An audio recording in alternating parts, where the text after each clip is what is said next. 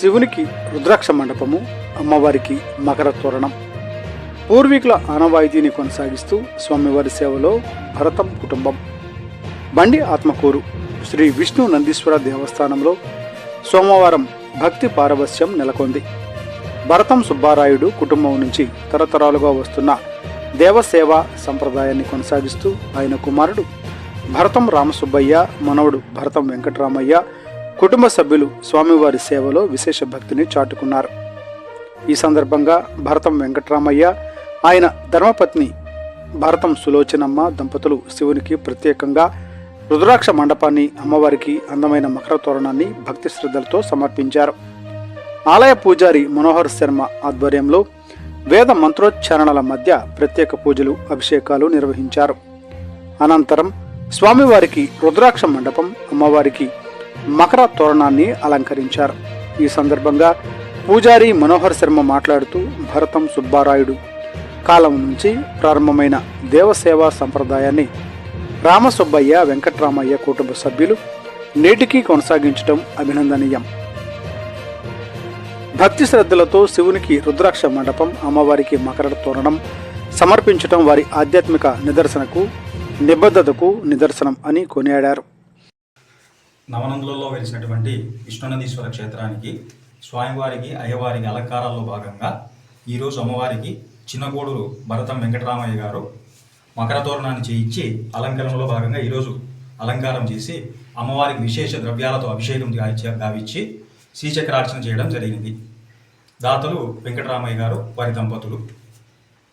భరతం వెంకటరామయ్య మాట్లాడుతూ తమ తాత భరతం సుబ్బారాయుడు, తండ్రి భరతం రామసుబ్బయ్య నుంచి వచ్చిన ఆనవాయితీ ప్రకారం దేవుని సేవను కొనసాగిస్తున్నామని తెలిపారు.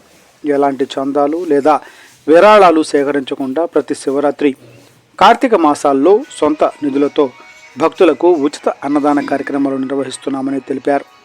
భవిష్యత్తులో కూడా దేవస్థాన అభివృద్ధికి తమ వంతు సహాయ సహకారాలు అందిస్తామని వెల్లడించారు.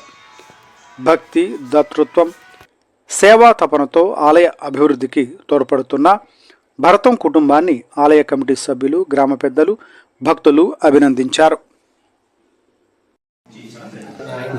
మా అబ్బా 60 సంవత్సరాలు కృష్ణనందికి సేవ చేయడం జరిగింది. పైన 84లో పరంపదించినాడు. అప్పటి నుండి మేము ఆయన పేరిట 3 రోజులు అన్నదాన సత్రం నడుపుతున్నాము. ఎవరిని కూడా ఒక్క రూపాయి కూడా చందా అడగకుండా మా కుటుంబం మాత్రమే చేస్తున్నాము. అంతేకాకుండా స్వామివారి సేవలో 3 రోజులు ఇక్కడే ఉండి అన్ని కార్యక్రమాలు చూస్తూ శివరాత్రి అయిపోయేదాకా ఉంటున్నాము.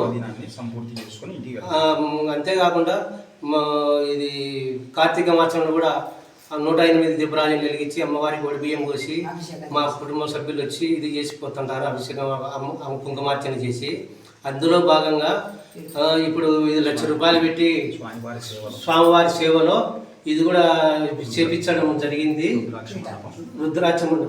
రుద్రాక్ష మండపము, అమ్మవారికి మకర తోరణము చేయించినాము.